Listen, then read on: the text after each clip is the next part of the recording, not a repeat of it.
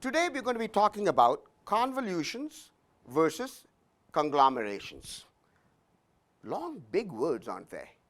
Well, they have a meaning. The topic really is about corporate culture. When there's a large corporation with many divisions maybe, does the culture have to be the same across the company? Can a company have multiple different cultures in different departments, in different divisions, in different businesses?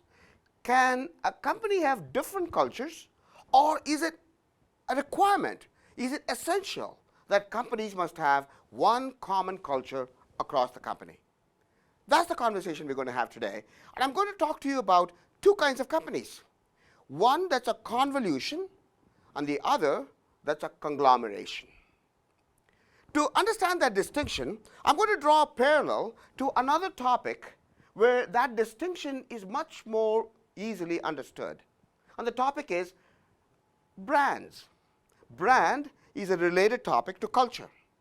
So when you think about brand of a company, there are some companies that are a house of brands, and some companies that are a brand house. A brand house has one brand and all of their operations adhere to that single brand.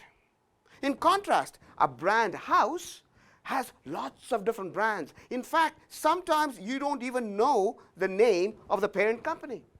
For example, if I said Tide, who owns Tide? Is it Kimberly-Clark? Is it Unilever? No, it's Procter & Gamble.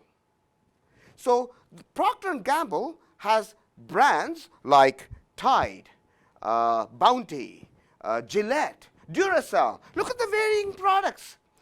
So their brand from the consumer has no clue that Duracell and Tide are made by the same company. They're a brand house, as is Kimberly-Clark, Kleenex. We all know Kleenex, but we never think of them as Kimberly-Clark. These are brand houses. A house of brands, GE, General Electric, is a brand house. A brand house has a single brand, and they market all their products and services under that brand. We think of them as GE, General Electric. Brand house, house of brands. Two concepts that we are quite familiar with. On the culture side, convolutions and conglomerations are very similar. It's a very similar analogy. A company that's a convolution is a company where it might have multiple divisions, multiple departments, but the expectation is that they will all commingle, that expertise from one will migrate to another. In fact, typically in a convolution, the purchasing power of one will be leveraged for another. There might be one common purchasing department. In fact, there might be one common human capital department, an HR department. People will move across the divisions very freely. That is called a convolution. In contrast, there are companies that are conglomerations.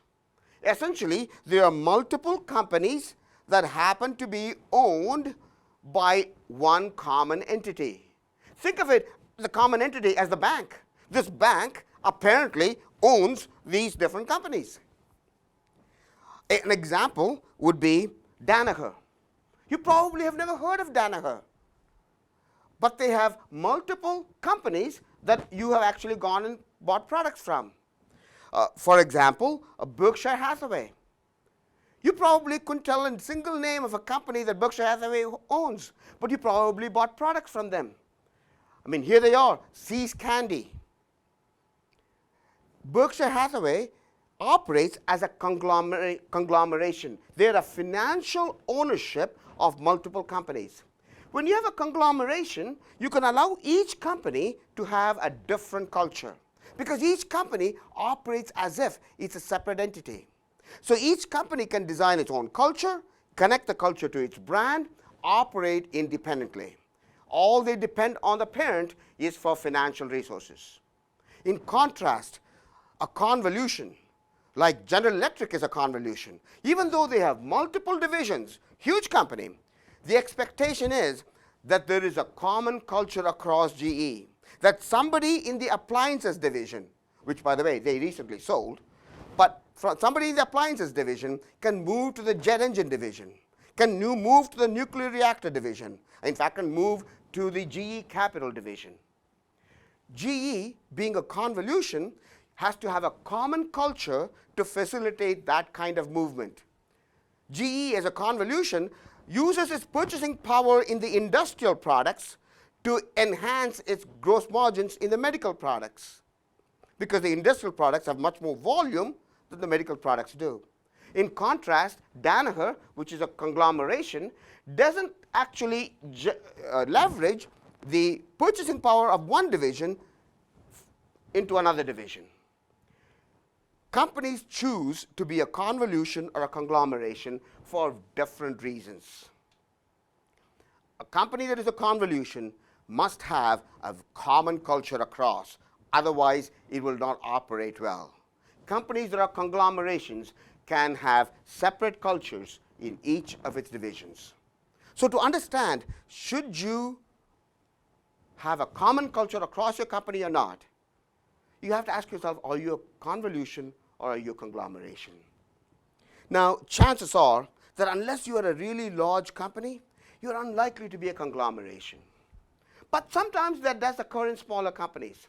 It is not uncommon for a small company to buy another company in another remote location and choose to allow that company to operate quite independently and have no expectations of integrating that company into the original company. In that situation, they're operating as a conglomeration.